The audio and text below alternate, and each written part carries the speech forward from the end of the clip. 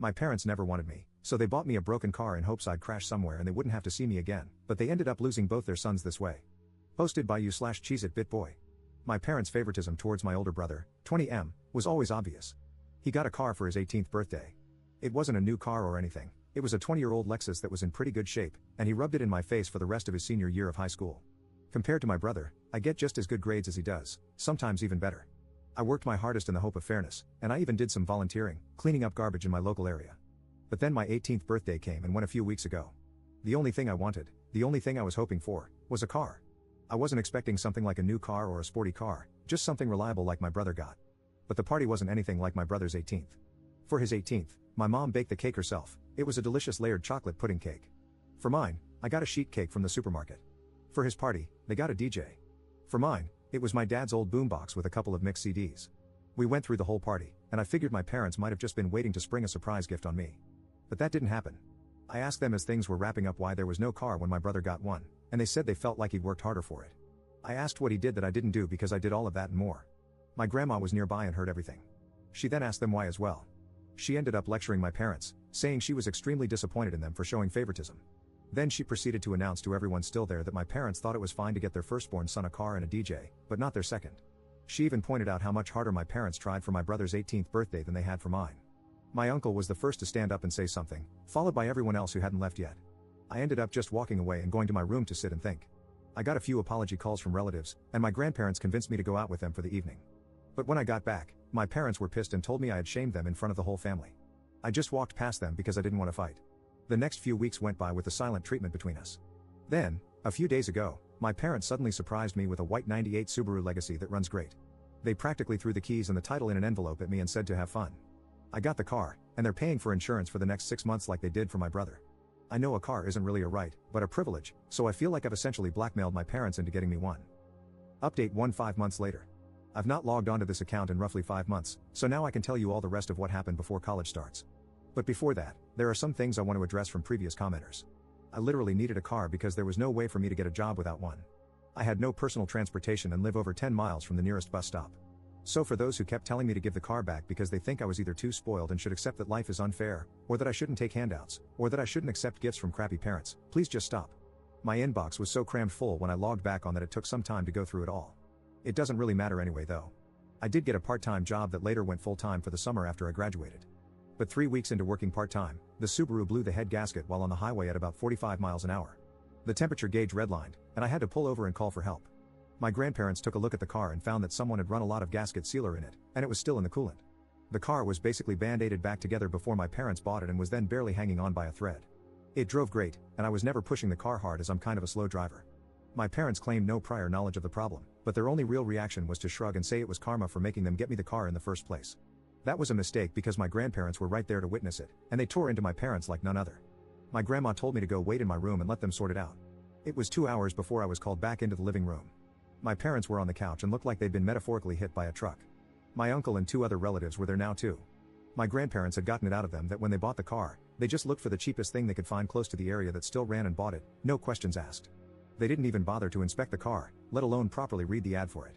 My uncle, who knows a thing or two about cars, told me that the engine would basically need to be rebuilt because the head gasket warped the block, and it would cost more than the car is worth to fix it. I had to call into work and tell them I was unable to make it in because my car was fried. They understood and basically put me on a sort of unpaid leave for the moment. Now, I want to point out that I had no involvement in what happened next. My grandparents just told me to chill for a while and let them and my parents take care of this, and they did. A few days later, they came back with a 1999 Honda Civic hatchback with 180,000 miles on it. It was white like my Subaru and drives great. It's not all-wheel drive like the Subaru, but it's great on the road and gets better gas mileage. There was also a list of all recent repairs done to the car, including things like a new radiator. My uncle also went over the car before giving it the okay, and I thanked everyone profusely. My parents, though, were not happy for me at all. They said very little and just walked away. There wasn't even that vibe they had last time of acting like they were giving a new toy to a brat. If I could put it into words, the way they acted was just pure defeat. The Subaru got resold later for $400, as that was the best we could get for it with the blown head gasket. That money was put into my savings. That's only one half of what happened, though.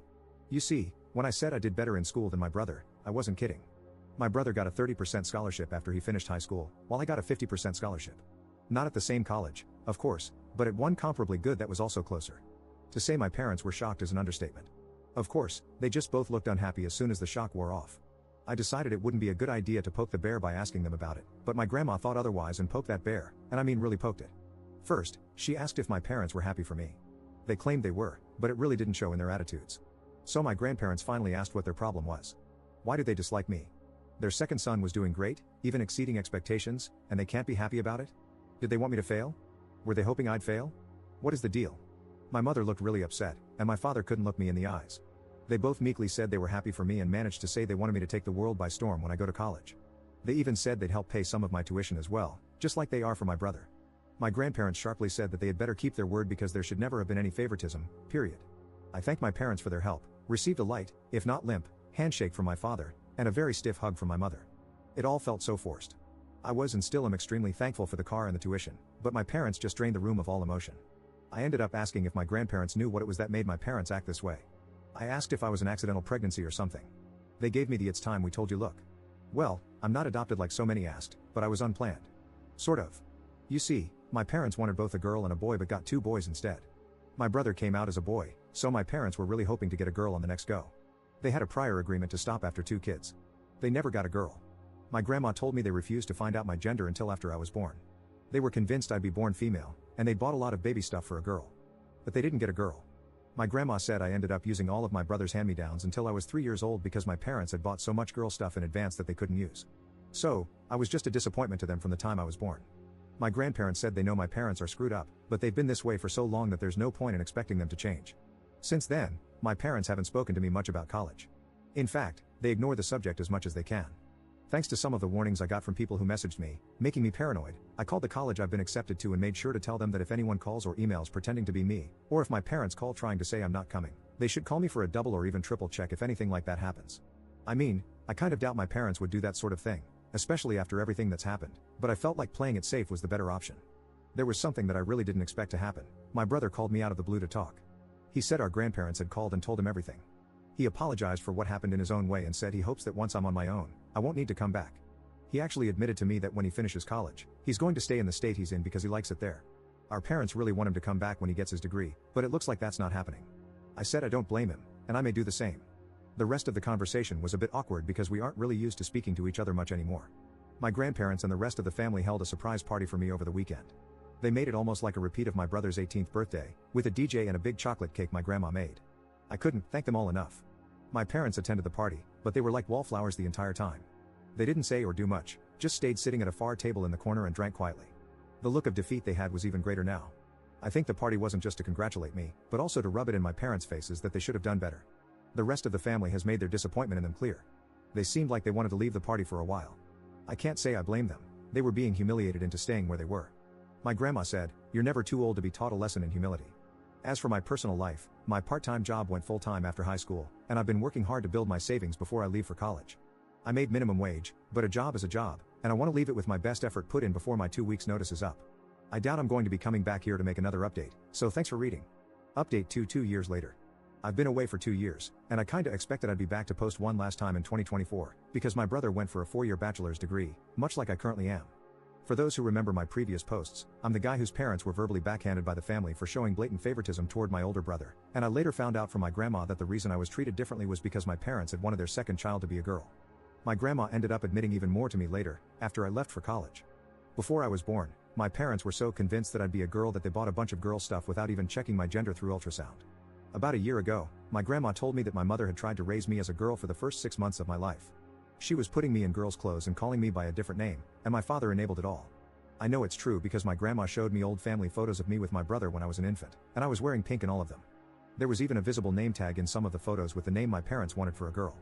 But once word got out, my parents stopped dressing me as a girl. My grandparents told my mother that trying to raise me as something I wasn't, without giving me a choice, was wrong.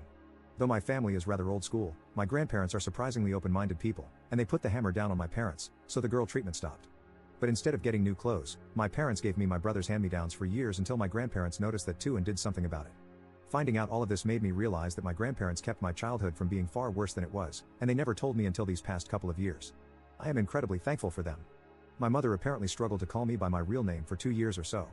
Because my parents didn't get the girl they wanted, they refused to connect with me like they did with my brother, the boy they actually wanted. When my grandparents heard I wasn't getting anything new like my brother was, they threatened to petition for guardianship of me. They had evidence of the various things I described too. My parents couldn't stand for anything that could become a public scandal, so they stopped with the hand-me-downs and pretended to love me for a while. But as I got older, it degenerated into indifference, and maybe even into hate. I'm not sure.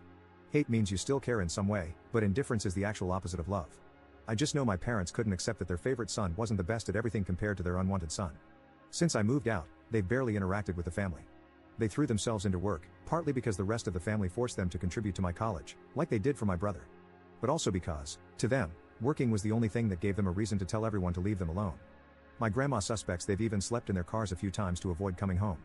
I only saw my parents at Christmas at my uncle's house for the past couple of years, and they barely even spoke to me. Now that I was living my best life away from them, I guess you could say they'd stopped bothering to act like I was their son. They don't want me anymore after the family humiliation they feel they'd suffered, even though they know they brought it on themselves. They've become workaholics who do little else. My grandmother told me my bedroom is basically exactly how I left it on the day I moved out. My parents have not even gone inside my room, but they kept my brother's room clean and ready for the day he'd finally come back home after college. Well, that didn't happen. They flew out to see him for his graduation and had a big celebration with him. I was not invited to go, not that I could afford it. But my grandparents went along, and they gave me the details. My parents were still convinced my brother would be coming back home. That's when he awkwardly told them he had already secured a job through an internship he'd done the past year and had found an apartment of his own too. My father became furious, and my mother lost her mind crying and begging him to come home. But he refused. You see, these past 2 years, my brother and I have reconnected a bit. He found my Reddit account and called me. He wasn't angry, just wanted to talk. He admitted to me that our parents put him through a lot as well. Our mother absolutely smothered him, especially when I wasn't around, and our father was quite strict with his expectations. The fact that I did better than my brother when our parents had invested everything into him just broke them. Now they're extra broken because my brother refused to come home with them. The way our parents treated my brother is also the reason we stopped connecting as siblings until these past couple of years. He did bully me at times when we were growing up, but that's because being the favorite went to his head. However, it was favoritism with strings attached, and when he realized that, he got counseling after moving out. My brother also has a girlfriend he met while in college, and he kept her a secret because he knew our parents wouldn't approve. When they eventually found out, they didn't approve, and my mother even referred to his girlfriend, whom she hadn't even met, as a SLT. My brother blew up at them over that. His girlfriend is in nursing school and a year from graduation herself. My brother says she's the best. I've never met her, but she sounds wonderful from how he's described her. My grandma told me my mother went so far as to hire a private investigator to find out who my brother's girlfriend was. She was irritated to learn that the girlfriend was squeaky clean and from a good family on the same side politically too. In her mind, the girlfriend was the reason my brother wasn't coming back, even though he made it clear he decided that before even meeting her. My father had become stoically silent about it, from what I heard. However, my mother let it slip to my brother that she'd hired a detective, and my brother gave our parents a piece of his mind. This led to a whole argument about how they gave him everything and how he was ungrateful for not coming back. But he called them out, saying that being the favored child is abuse too because they nearly made him like them. Hearing that broke my parents. My brother told our grandparents, and they staged another family intervention, one I was even involved in through a video call. My parents tried to ignore me, but even my brother told them to talk to me. We all told them enough was enough. They have 2 sons, and they needed to start treating us fairly. They had let something as idiotic as not being born the gender they wanted ruin their love for me from day one. Pardon my language on this next part. My father hit his breaking point and yelled, "You want us to admit we effed up?" Well yeah, we did. What do you want us to effing do? Effing time travel? We're paying for part of his effing college too. What more does he effing want from us? Things ended very poorly in that intervention. My mother cried and said she was sorry to me, but I still didn't feel her heart was in it. She didn't spend much time apologizing to me at all before moving on to my brother through the phone he was video calling from. She spent a long time crying and apologizing to him until he told her to go back and actually apologize to me like she meant it. That's when my father grabbed the phone and shut it off.